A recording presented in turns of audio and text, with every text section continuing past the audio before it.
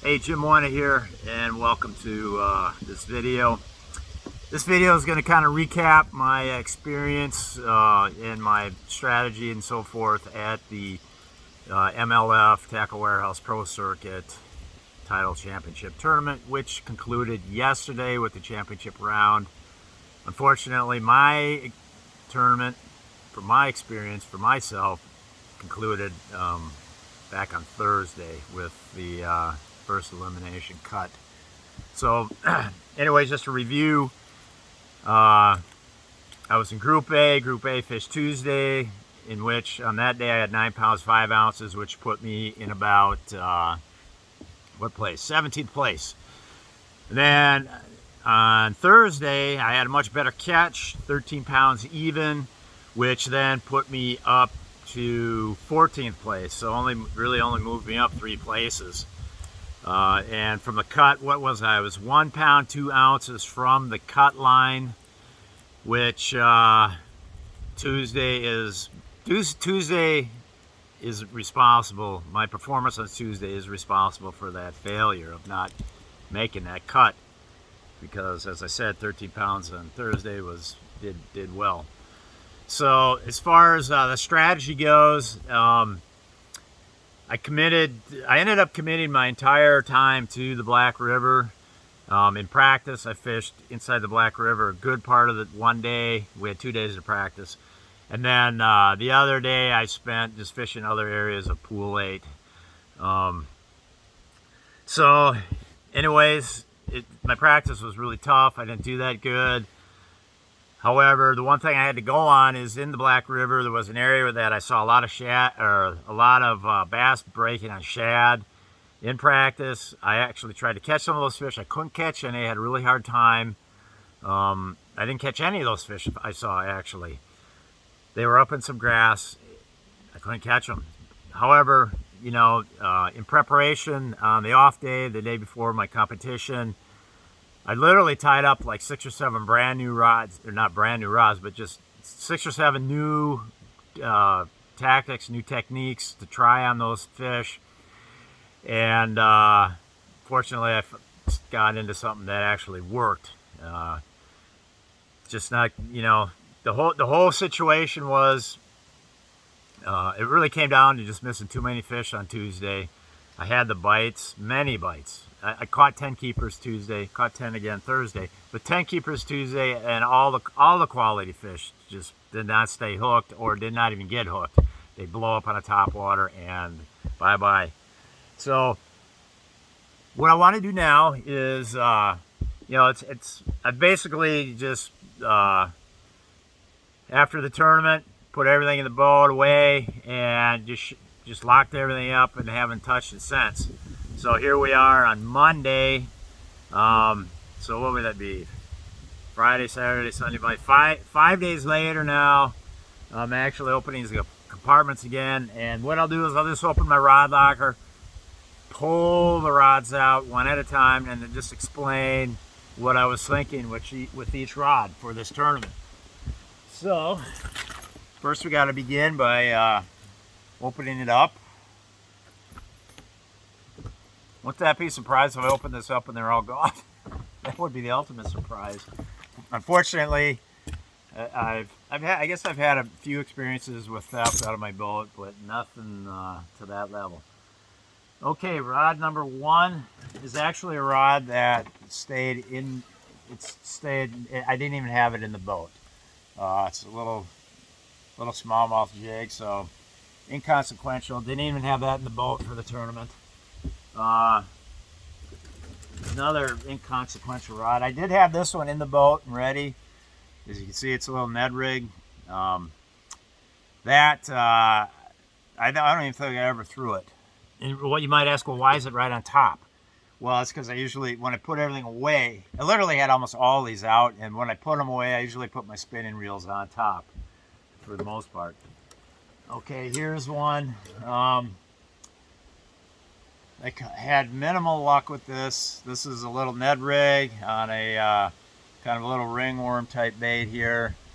I weighed 1 fish off of that on the first day. Caught maybe a couple of other, shorts and a couple keepers, just small keepers. That wasn't a major player. This is a bait I rigged up. This is one bait I rigged up specifically to try to target those bass in the grass that I saw. And those bass were, and here's the thing, they were right in the grass. I found them on Saturday, a practice, and then my competition started on Tuesday. So I hadn't been back there since Tuesday, and the water had fallen like at least a foot, I don't know, like a foot and a half or so between that time. So none of those fish were still in that grass. None of them. They had abandoned the grass. But this was one little thing I rigged up. It's a what do you call that? A baby fluke or a fluke junior.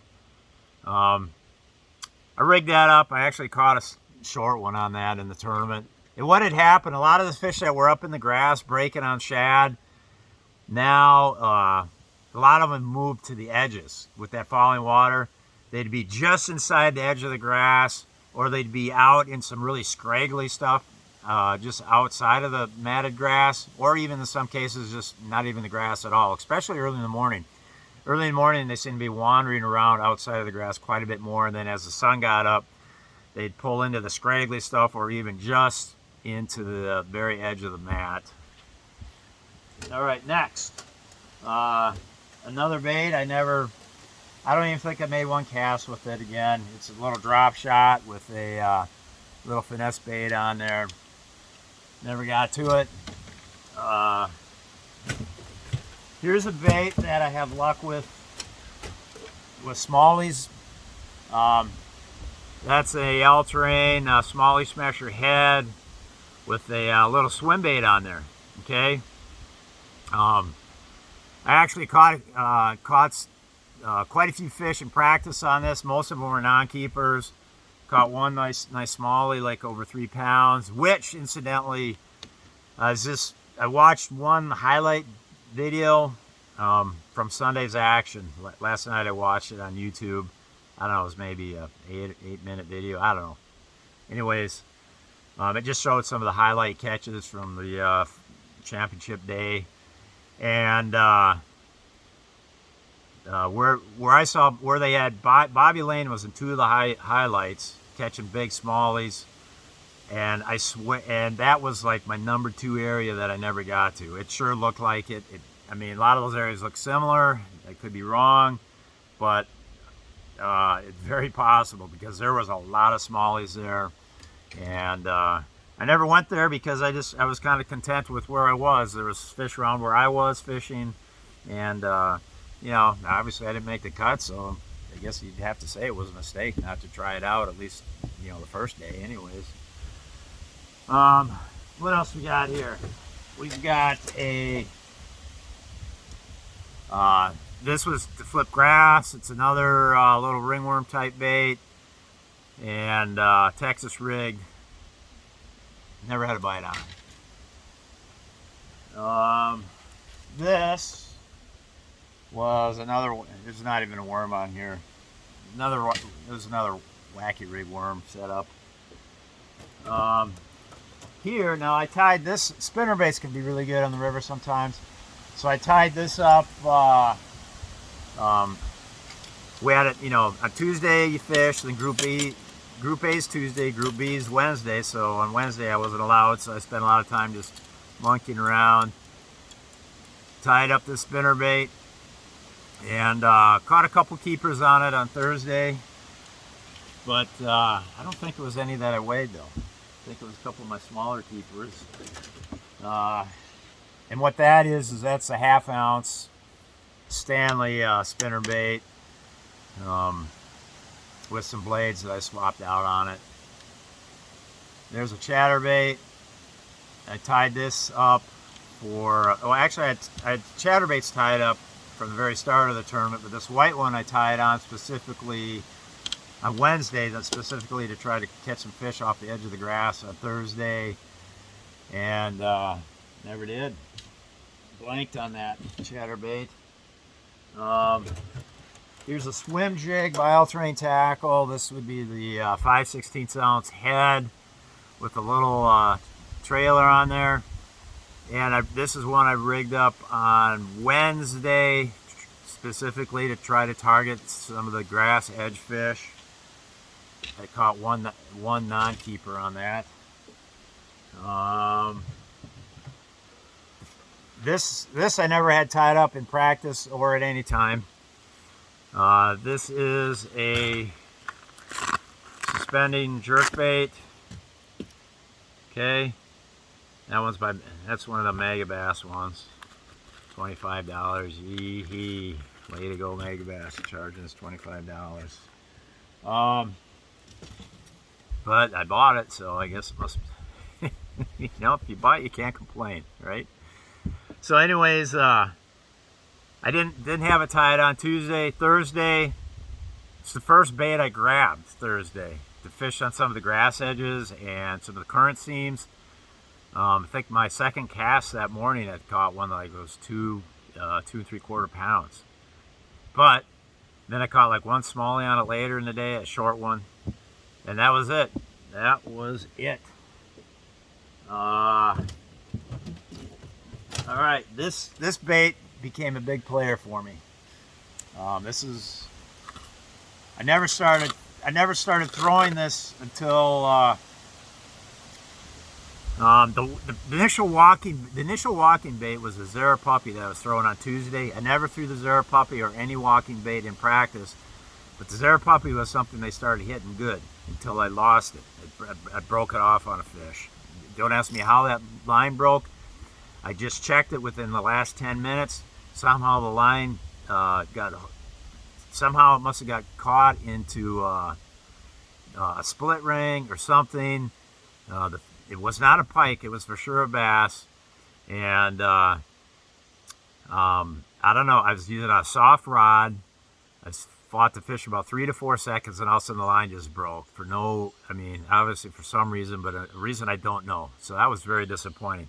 So after I lost that Zara puppy, I knew I had to put on another walking bait, and so I put on this one.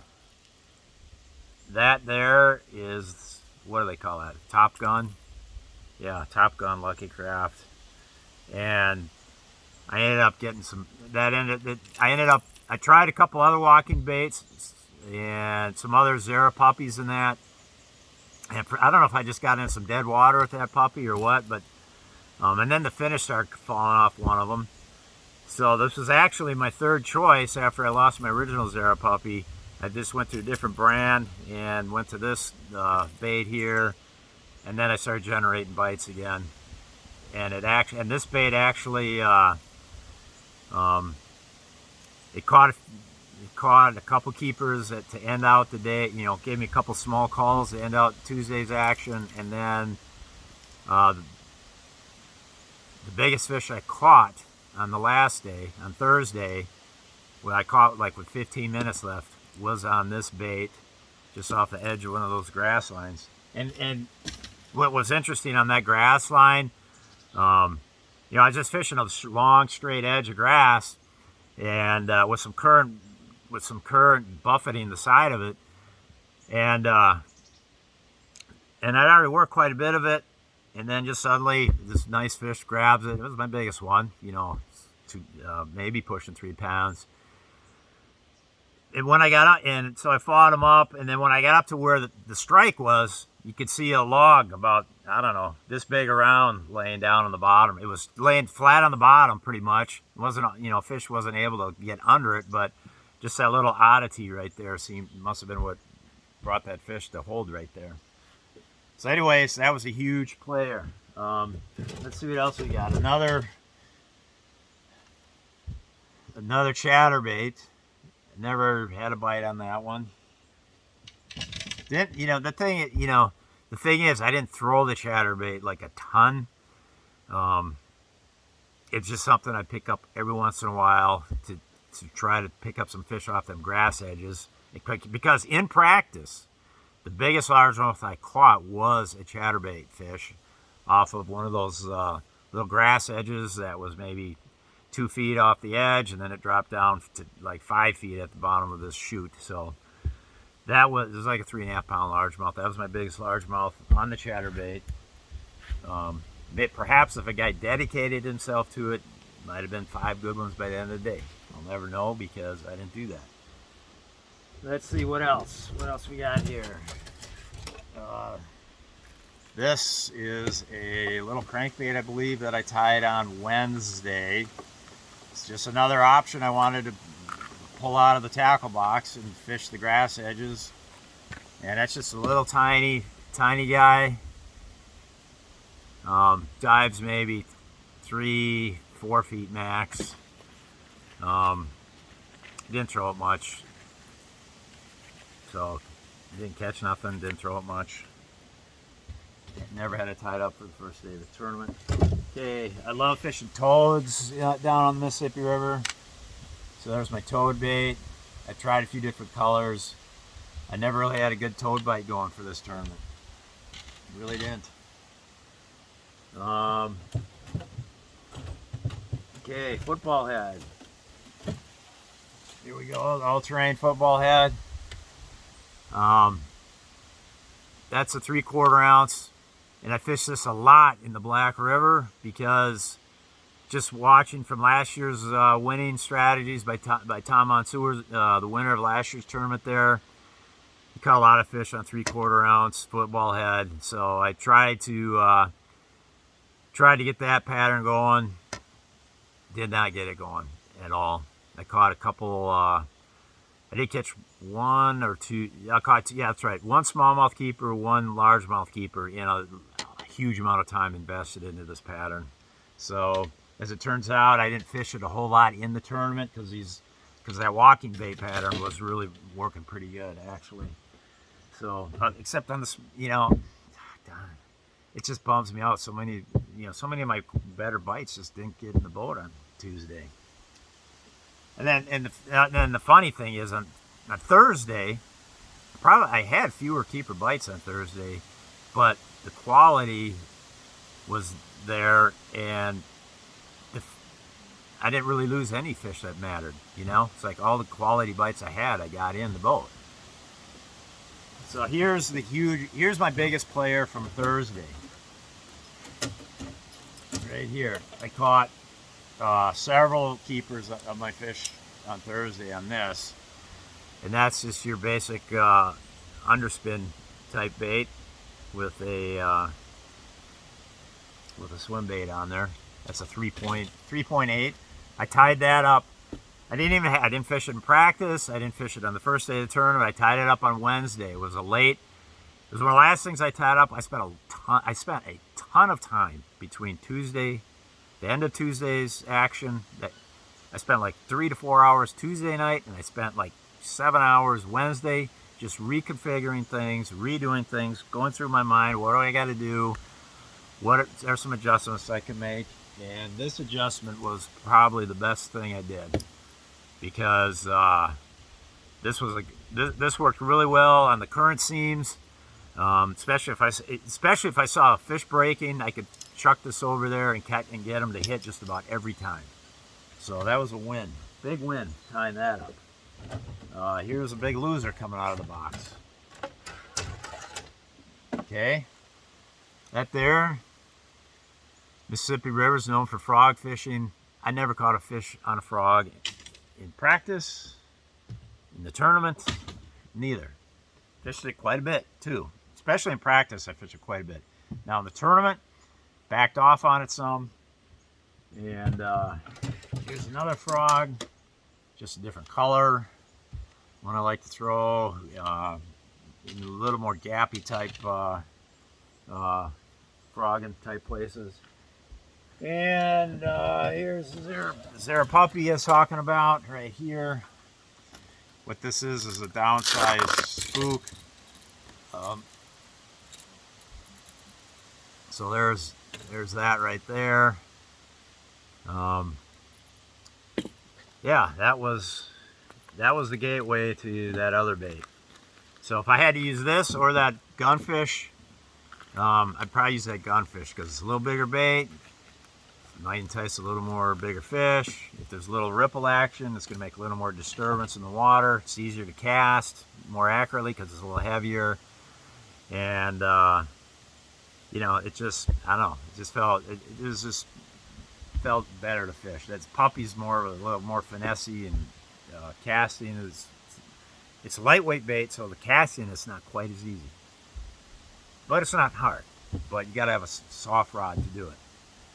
Okay, next. Okay, here's all-terrain tackle swim jig in the 1/2 ounce size. So this was tied up to fish the grass and grass edges, and swim it across, swim it through it, and then drop it on the edges. Surprisingly, I didn't catch anything on it, although I didn't use as much as I should have probably. And then here, same thing, different color. You know, one's green pumpkin, one's black blue. The black one's for the dirtier water or overcast, low light situations. Green pumpkin for sunnier conditions, clearer water.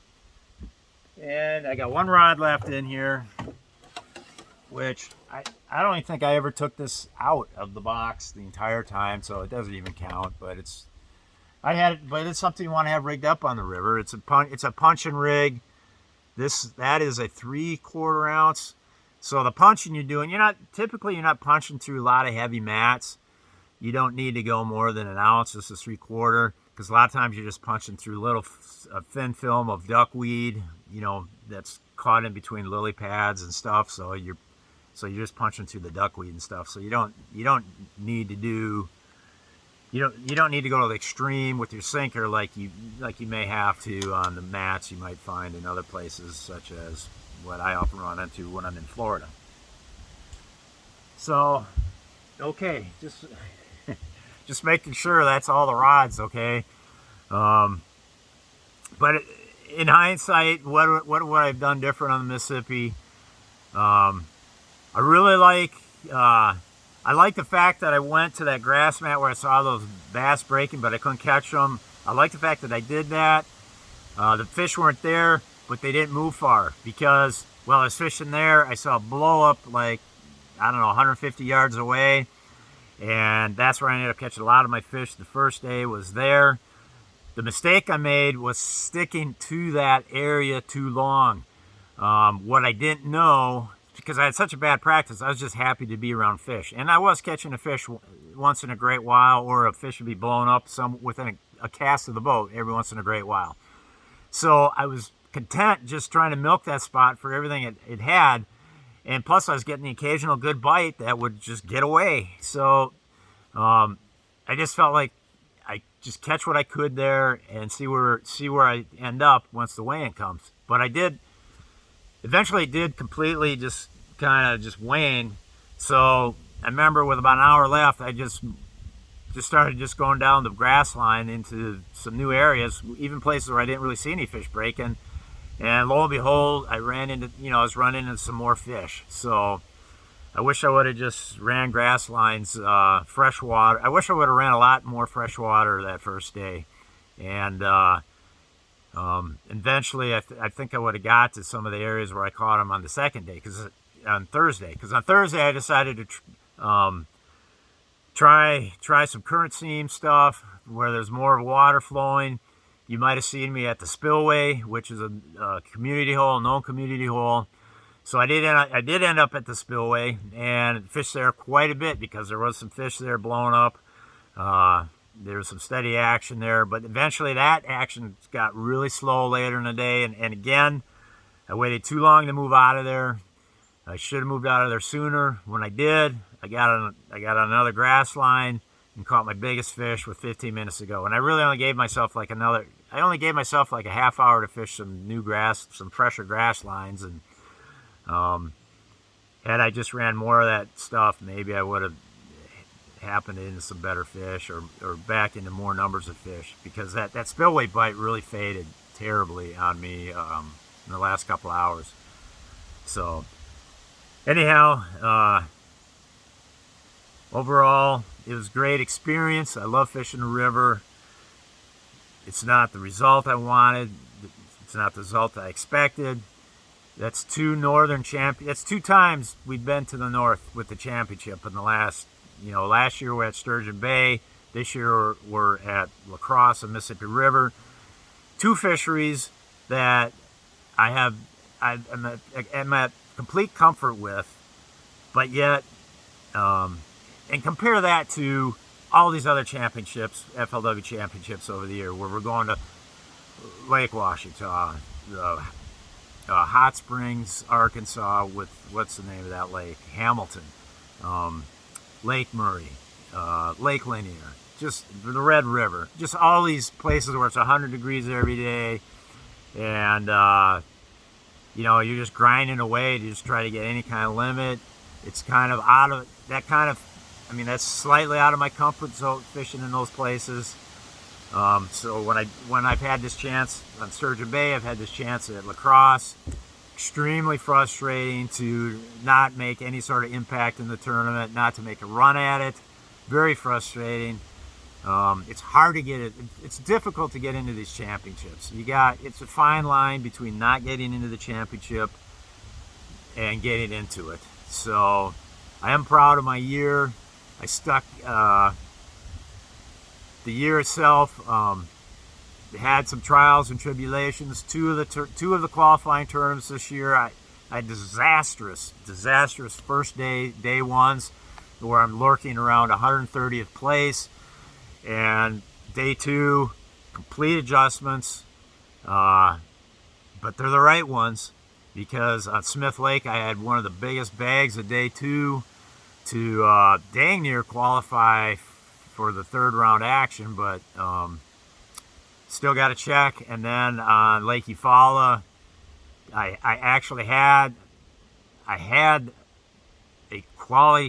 good quality fish that would have paid me off with a check on the right at the end of the day.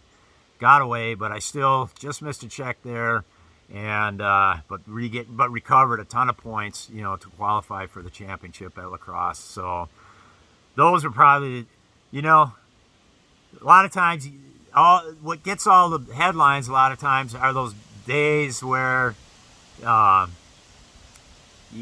know, the days where you have these big catches on top of big catches. So you end up in the top 10 or whatever. But it's those big comeback days. It's those days where you have the prior day's competition is a complete disaster, and somehow, some way, the adjustments you make, the locations where you want to fish,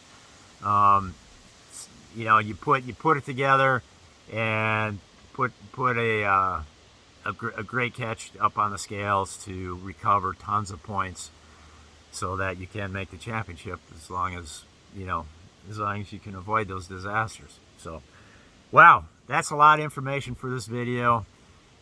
Thanks for watching. And look, I hope you guys, I will be putting out some more, of course, and I don't know why I'm saying all this, because you guys have listened to me enough here already. So I got to put all these rods back. You guys don't have to watch that. Adios, amigos. Over.